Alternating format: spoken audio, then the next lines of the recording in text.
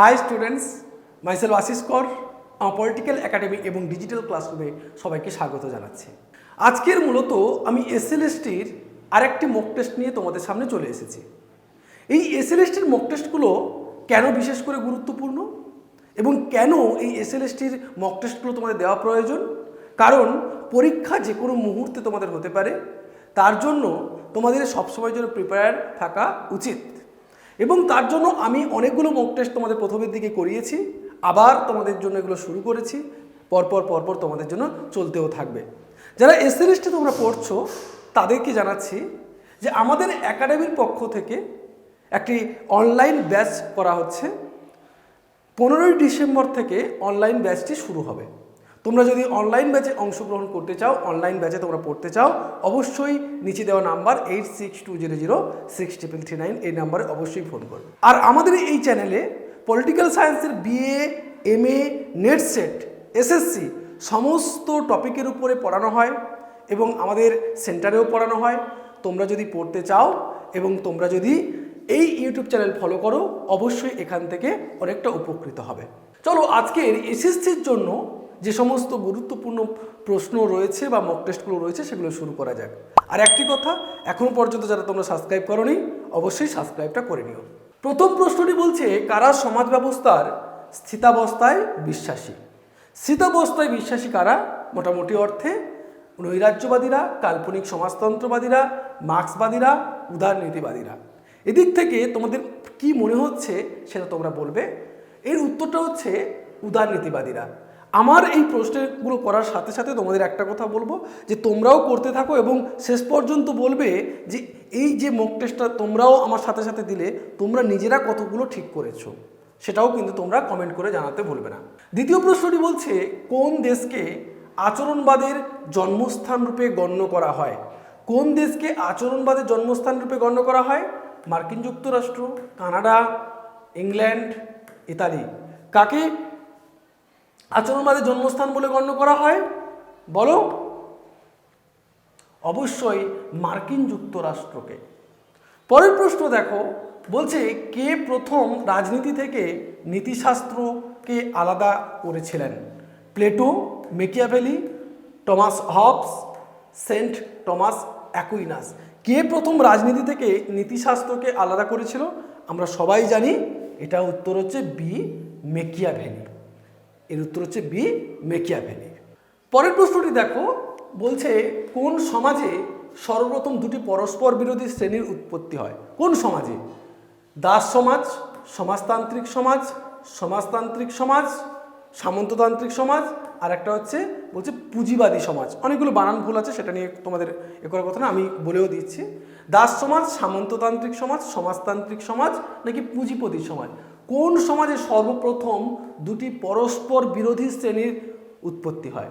সর্বপ্রথম হচ্ছে আমরা বলতে পারি দাস সমাজে সেটি গড়ে ওঠে।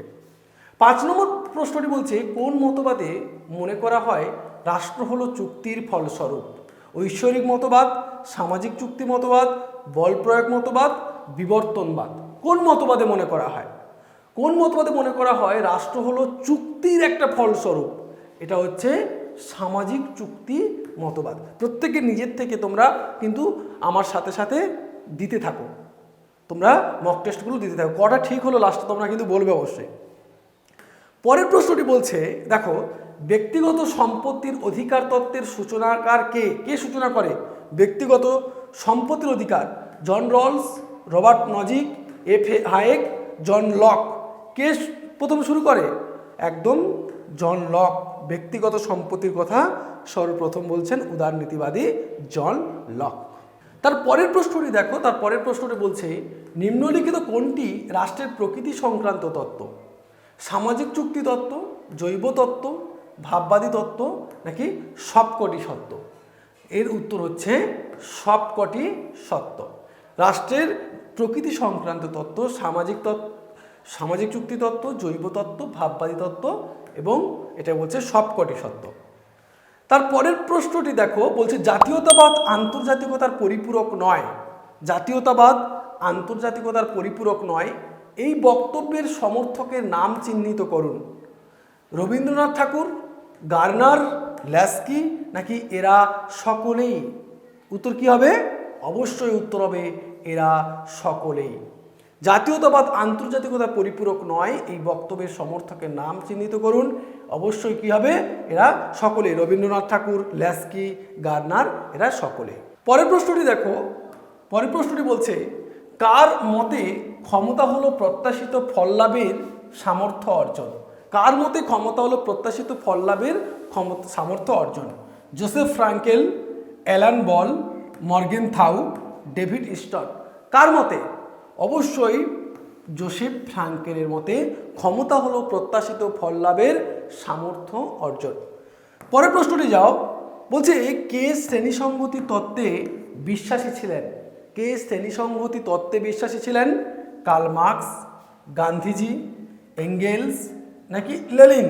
কে শ্রেণীসংহতি তত্ত্বের বিশ্বাসী ছিলেন? কে? অবশ্যই গান্ধীজি। অবশ্যই গান্ধীজি শ্রেণীসংহতি তত্ত্বে বিশ্বাসী ছিলেন। কারণ কি? শ্রেণী সংগ্রামের কথা কে বলছেন? Karl Marx, Engels, Lenin. এরা কি কথা বলছেন? এরা শ্রেণী সংগ্রামের কথা বলছেন, মনে রাখবে তোমরা। তারপরের প্রশ্নটি বলছে দেখো, রাষ্ট্র অধিকার সৃষ্টি করে না, স্বীকৃতি প্রদান করে মাত্র। রাষ্ট্র অধিকার সৃষ্টি করে না, স্বীকৃতি প্রদান করে মাত্র। এ কথাটা কে বলেছে? বার্কার, জন স্টুয়ার্ট মিল, হল্যান্ড নাকি ল্যাস্কি? কে বলছেন এই কথাটা? কে বলছেন? অবশ্যই উত্তর হচ্ছে ল্যাস্কি। ল্যাস্কি এই কথাটি বলছেন। তার পরের প্রশ্নটি তোমরা দেখো, পরের প্রশ্নটি দেখতে পাচ্ছ, বলছে সকল মানুষের আত্মমর্যাদার সাথে জীবন ধারণ, স্বাধীনভাবে বাঁচা, সমতা ও সমমর্যাদার অধিকারকে কি নামে অভিহিত করা হয়? মৌলিক অধিকার, প্রাকৃতিক অধিকার, মানবাধিকার নাকি কোনোটিই নয়? উত্তর কি হবে? অবশ্যই উত্তর হচ্ছে মানবাধিকার। উত্তর হচ্ছে মানবাধিকার। পরের প্রশ্নটি দেখো, কোন তাত্ত্বিক গণতন্ত্রকে সমালোচনার চোখে দেখেছেন? কোন তাত্ত্বিক গণতন্ত্রকে সমালোচনার চোখে দেখেছেন? লেকি, কার্লাইল, হেনরি মেইন নাকি এরা সকলেই? বলো। এরা সকলেই। এরা সকলেই হচ্ছে গণতন্ত্রের সমালোচক। এইটুকু মনে রাখবে তাহলে, যে লেকি, কার্লাইল এবং হেনরি মেইন এরা গণতন্ত্রকে সমালোচনা করছেন। পরের প্রশ্নটি দেখো, বলছে 1955 সালের ভারতীয় নাগরিকতা আইনে নাগরিকতা অর্জনের কটি পদ্ধতির কথা বলা হয়েছে? দুটি, তিনটি, পাঁচটি নাকি কোনোটিই নয়? কি হবে? উত্তর কি হবে? অবশ্যই উত্তর হবে পাঁচটি। পাঁচটি পদ্ধতির কথা বলা হয়েছে। তার পরের প্রশ্নটি চলে যাও, বলছে বর্তমানে ভারতীয় সংবিধানের কত নম্বর ধারায় সম্পত্তির অধিকারকে আইনগত অধিকার হিসাবে যুক্ত করা হয়েছে? কত নম্বর ধারায়? বর্তমানে ভারতীয় সংবিধানের কত নম্বর ধারায় সম্পত্তির অধিকারকে আইনগত অধিকার হিসাবে যুক্ত করা হয়েছে? তোমরা জানতে যে সম্পত্তির অধিকার একটা সময় মৌলিক অধিকার হিসেবে ছিল, কিন্তু এই মৌলিক অধিকার থেকে সম্পত্তির অধিকার থেকে বাদ দেওয়া হয়েছে। সম্পত্তির অধিকারটিকে বাদ দেওয়া হয়েছে। বাদ দেওয়ার পরে কোথায় গেছে? 300A ধারায়, 225-এর এ ধারায়, 330 নম্বর ধারায়, 370 নম্বর ধারায়। কত নম্বর হবে? অবশ্যই এটার উত্তর হবে 300A নম্বর ধারাতে। পরের প্রশ্নটির দিকে তাকাও, বলছে বিদেশে বসবাসকারী ভারতীয়দের জন্য দ্বিনাগরিকতা আইন ভারতে কবে পাস হয়? কবে পাস হয় বলো? দ্বিনাগরিকতা আইন ভারতে কবে পাস হয়? কবে পাস হয়? 2000 সালে, 2001 সালে, 2002 সালে নাকি 2003 সালে? কবে পাস হয় বলো সবাই? কবে পাস হয়? অবশ্যই 2003 সালে পাস হয়। পরের প্রশ্নটি বলছে গণতান্ত্রিক কেন্দ্রিকতার নীতি বা গণতান্ত্রিক কেন্দ্রিকতার নীতি কোথায় দেখতে পাওয়া যায়? সমাজতান্ত্রিক গণতন্ত্রে, উদারনীতি গণতন্ত্রে, গণতান্ত্রিক সমাজতন্ত্রে? কোনোটি নয়। একদম সহজ সহজ একদম প্রশ্নগুলো। বলছে এটা উত্তর হচ্ছে সমাজতান্ত্রিক গণতন্ত্রে। একদম সঠিক উত্তর হচ্ছে সমাজতান্ত্রিক গণতন্ত্রে। তার পরের প্রশ্নটি দেখো, বলছে কোন শতাব্দীতে টোটালিটারিয়ানিজমের উদ্ভব ঘটে? কোন শতাব্দীতে টোটালিটারিয়ানিজমের উদ্ভব ঘটে? 17 শতাব্দীতে, অষ্টাদশ শতাব্দীতে, ঊনবিংশ শতাব্দীতে নাকি বিংশ শতাব্দীতে? অবশ্যই এটা উত্তর হবে অষ্টাদশ শতাব্দীতে। কি উত্তর হবে? অষ্টাদশ শতাব্দীতে। পরের প্রশ্নটি কি বলছে? বলছে নিম্নলিখিত কোন রাষ্ট্রবিজ্ঞানী জনমত সম্পর্কে মতামত ব্যক্ত করেছেন? ভিও কি এবং রেনি, লর্ড ব্রাইস ও লাসওয়েল, কিম্বল ইয়ম এবং বুন্সলি নাকি এরা সকলেই? কি হবে? অবশ্যই উত্তর হবে এরা সকলেই। ভিও কি, রেনি, লর্ড ব্রাইস, লাসওয়েল, কিম্বল ইয়ং, ব্রুন্সলি এরা সকলেই জনমত সম্পর্কে মতামত ব্যক্ত করেছেন। এটা তোমরা মনে রাখবে, কারণ জনমত নিয়ে একটা রয়েছে, তোমাদের পেপার রয়েছে। সংবিধানের কত নম্বর ধারা অনুযায়ী মৌলিক অধিকার বিরোধী কোনো আইন বাতিল হয়ে যায়? 13 নম্বর ধারা, 14 নম্বর ধারা, 16 নম্বর ধারা, 17 নম্বর ধারা। কত নম্বর ধারা অনুযায়ী বাতিল হয়ে যায়? অবশ্যই 13 নম্বর ধারা অনুযায়ী। সংবিধানের এই 13 নম্বর ধারা অনুযায়ী মৌলিক অধিকার বিরোধী যদি কোনো রকম কোনো আইন হয়ে থাকে সেটা বাতিল বলে গণ্য করা হয়। তাহলে মনে রাখবে 13 নম্বর ধারা, এটা খুব গুরুত্বপূর্ণ প্রশ্ন, একটি খুব গুরুত্বপূর্ণ এই প্রশ্নটি। পরের প্রশ্নটি কি বলছে? বলছে ভারতীয় সংবিধানের কোন অংশটি সংবিধান ব্যাখ্যার ক্ষেত্রে সহায়তা করে? ভারতীয় সংবিধানের কোন অংশটি সংবিধান ব্যাখ্যার ক্ষেত্রে সহায়তা করে? মৌলিক অধিকার, মৌলিক কর্তব্য, প্রস্তাবনা না রাষ্ট্র পরিচালনার নির্দেশমূলক নীতি? কোনটি হবে? অবশ্যই উত্তর হবে প্রস্তাবনা। অবশ্যই উত্তর হবে প্রস্তাবনা। সংবিধানের কোন অংশটি সংবিধান ব্যাখ্যার ক্ষেত্রে সহায়তা করে? এটা হচ্ছে প্রস্তাবনা। পরের প্রশ্নটি দেখো, বলছে বিকল্পগুলির মধ্যে কোনটি দ্বিকক্ষ বিশিষ্ট আইনসভা নয়? কোনটি দ্বিকক্ষ বিশিষ্ট আইনসভা নয়? বিহার, কর্ণাটক, পাঞ্জাব এবং উত্তরপ্রদেশ। তোমরা জানো 6টি মূলত দ্বিকক্ষ বিশিষ্ট আইনসভা রয়েছে 6টি রাজ্যে। তার মধ্যে এখানে বলতে হবে কোনটি নয়, কোথায় নেই? বিহার, কর্ণাটক, পাঞ্জাব, উত্তরপ্রদেশ। উত্তর কি হবে? একদম খুব সহজ উত্তর এখানে রয়েছে। কোথায় নেই? দ্বিকক্ষ বিশিষ্ট আইনসভা এখানে কোথায় নেই? একদম সঠিক উত্তর হচ্ছে উত্তরপ্রদেশ। পরের প্রশ্নটি দেখো কি বলছে? বলছে বিকল্পগুলির মধ্যে কোনটি দ্বিকক্ষ বিশিষ্ট আইনসভা নয়? বিহার, কর্ণাটক, পাঞ্জাব, উত্তরপ্রদেশ। অবশ্যই উত্তর হবে বি, পাঞ্জাবে দ্বিকক্ষ বিশিষ্ট আইনসভা নয়, বা দ্বিকক্ষ বিশিষ্ট আইনসভা এখানে নেই। দেখো পরের প্রশ্নটি বলছে ভারতীয় সংবিধানে আইনের চোখে সমতার নীতি কোন আইনবিদের ধারণা থেকে নেওয়া হয়েছে? কোন আইনবিদের ধারণা থেকে এটি নেওয়া হয়েছে? বলছে মন্তেস্কুর ক্ষমতা বিভাজনের নীতি, ডাইসির আইনের অনুশাসন নীতি, জন অস্টিনের একাত্মবাদী তত্ত্বের নীতি নাকি কোনোটিই নয়? কি উত্তর হবে? অবশ্যই উত্তর হবে ডাইসির আইনের অনুশাসন তত্ত্বের নীতি থেকে এটি নেওয়া হয়েছে। পরের প্রশ্নটি চলে যাচ্ছি, কততম সংবিধান সংশোধনের মাধ্যমে পঞ্চায়েতি রাজ ব্যবস্থাকে বাধ্যতামূলক করা হয়েছে? 73তম, 74তম, 93তম, 94তম। কততম? অবশ্যই 73তম। তারপরের প্রশ্ন দেখো, ভারতীয় সংবিধানে রাষ্ট্রের নির্দেশমূলক নীতির সংখ্যা কত? 15টি, 16টি, 17টি, 18টি। কতগুলি সংখ্যা হয়েছে ভারতীয় সংবিধান? রাষ্ট্রের নির্দেশমূলক নীতির সংখ্যা কতগুলি? বলো সবাই, কতগুলি? অবশ্যই 17টি। 17টি রয়েছে নির্দেশমূলক নীতির। পরের প্রশ্নটি দেখো কি বলছে? বলছে ভারতকে সার্বভৌম রাষ্ট্র বলার কারণ কি? ভারতীয় সংবিধান ভারতীয়দের দ্বারা রচিত হয়েছে। ভারত তার বিদেশ নীতি স্বাধীনভাবে রচনা করার অধিকারী। ভারতের অভ্যন্তরে ভারত রাষ্ট্রের নির্দেশই চূড়ান্ত নাকি সবকটি কারণেই সত্য? সবকটি কারণেই সত্য। এখানে সবকটি কারণেই সত্য। পরের প্রশ্নটি বলছে ভারতীয় সংবিধানে কত নম্বর ধারায় নাগরিকদের বাক এবং মতামত প্রকাশের স্বাধীনতার কথা বলা হয়েছে? 18(1)-এর বি নম্বর ধারায়, 19(1)-এর এ নম্বর ধারায়, 19(1)-এর বি নম্বর ধারায়, 19(1)-এর সি নম্বর ধারায়। কোন নম্বর ধারায় বাক স্বাধীনতার কথা বলা হচ্ছে? অবশ্যই উত্তর হবে 19(1)-এর এ নম্বর ধারাতে বাক স্বাধীনতার কথা বলা হয়। পরের প্রশ্নটি দেখো কি বলছে? বলছে কবে প্রথম ভারতীয় পার্লামেন্টের যুগ্ম অধিবেশন বসে? 1960, 1961, 62, 71। কবে যুগ্ম অধিবেশন বসে? একদম সঠিক উত্তর বলছো 1961 সাল। পরের প্রশ্নটি বলছে কাকে ক্যাবিনেট তোরণের কেন্দ্রপ্রস্তর বলা হয়? কেন্দ্রীয় আইনমন্ত্রী, প্রধানমন্ত্রী, রাষ্ট্রপতি, কেন্দ্রীয় স্বরাষ্ট্রমন্ত্রী। কাকে বলা হয়? অবশ্যই উত্তর হচ্ছে প্রধানমন্ত্রী। অবশ্যই উত্তর হচ্ছে প্রধানমন্ত্রী। পরের প্রশ্নটি দেখো, বলছে রাজ্যসভা সর্বাধিক কতদিন পর্যন্ত কোনো অর্থ বিলকে আটকে রাখতে পারে? কতদিন পর্যন্ত অর্থ বিলকে আটকে রাখতে পারে? বলছে 7 দিন, 14 দিন, 1 মাস, 3 মাস। 14 দিন আটকে রাখতে পারে। প্রশ্নগুলো কিন্তু অত্যন্ত ইম্পর্টেন্ট রয়েছে, তোমরা কিন্তু এগুলো একটু দেখবে। পরের প্রশ্নটি বলছে দেখো, রাষ্ট্রপতিকে ইমপিচমেন্ট করার ক্ষমতা ভোগ করেন কে? পার্লামেন্ট, উপরাষ্ট্রপতি, সুপ্রিম কোর্ট, প্রধানমন্ত্রী। কে ভোগ করেন? অবশ্যই পার্লামেন্ট ভোগ করে।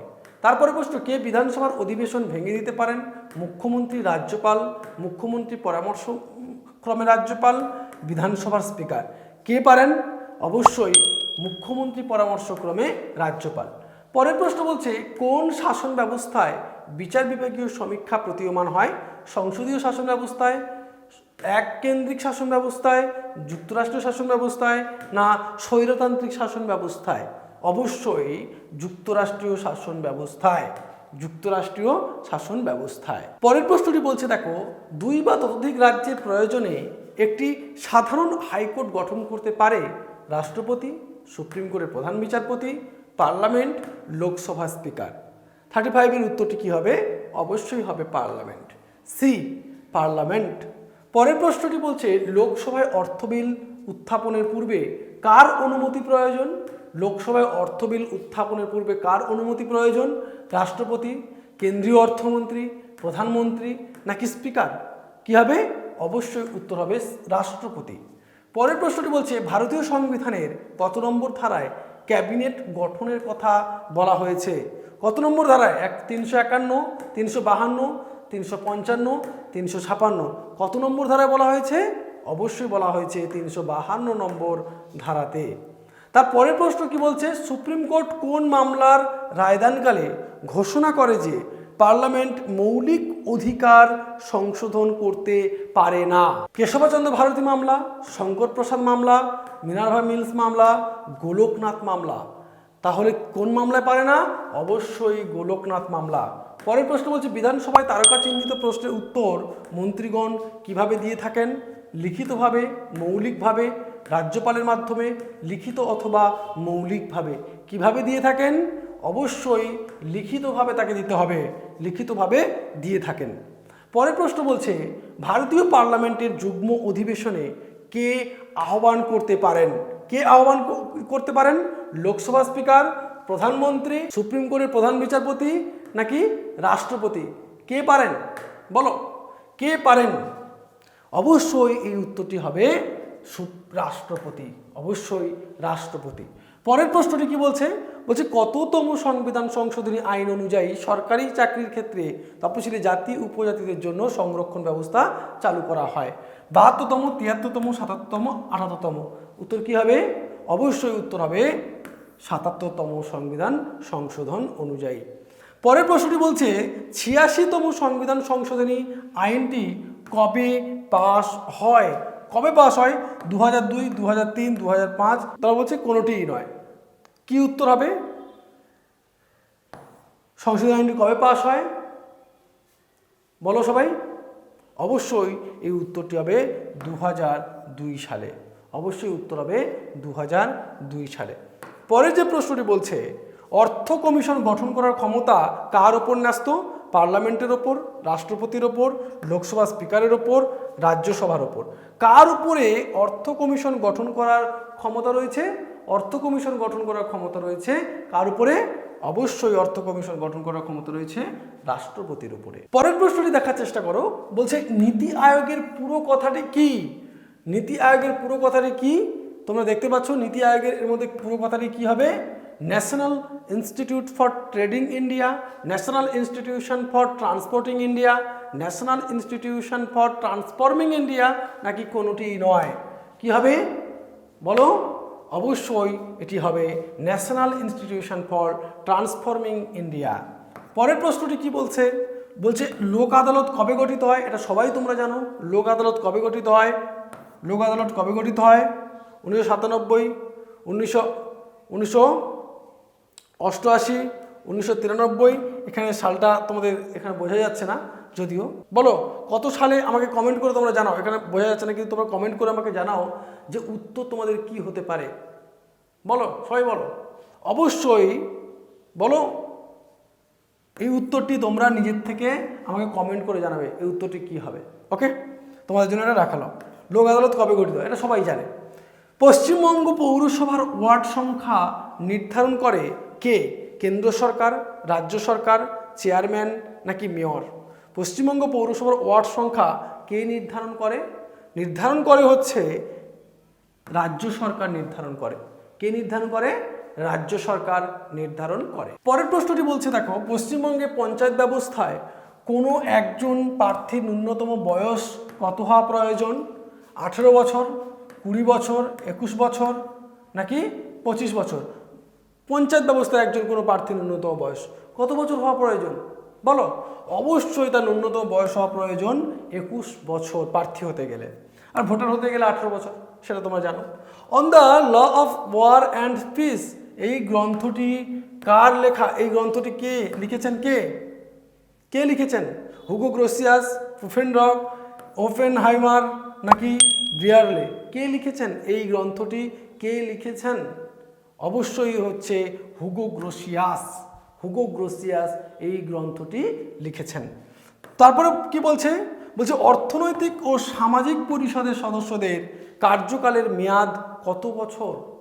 অর্থনৈতিক ও সামাজিক পরিষদের সদস্যদের কার্যকালের মেয়াদ কত বছর? 2 বছর, 3 বছর, 4 বছর, 5 বছর। তোমরা কিন্তু এটা সবাই জানো। বলো কত বছর? অবশ্যই 3 বছর। পরের প্রশ্নটির দিকে তাকিয়ে দেখো, বলছে আন্তর্জাতিক বিচারালয় কোথায় অবস্থিত? ফ্রান্সের প্যারিস শহরে, মার্কিন যুক্তরাষ্ট্রের ওয়াশিংটন ডিসি, নেদারল্যান্ডের হেগ শহরে? কোনোটিই নয়। উত্তর কি হবে? অবশ্যই নেদারল্যান্ডের হেগ শহরে আন্তর্জাতিক বিচারালয় অবস্থিত। পরের প্রশ্নটি বলছে নিম্নলিখিত কোনটি শান্তিপূর্ণ উপায়ে বিরোধ মীমাংসার পদ্ধতি? আলাপ আলোচনা, অনুসন্ধান, এ এবং বি নাকি কোনোটিই নয়? কি হবে? অবশ্যই আলাপ আলোচনা এবং অনুসন্ধান, অবশ্যই সি উত্তর।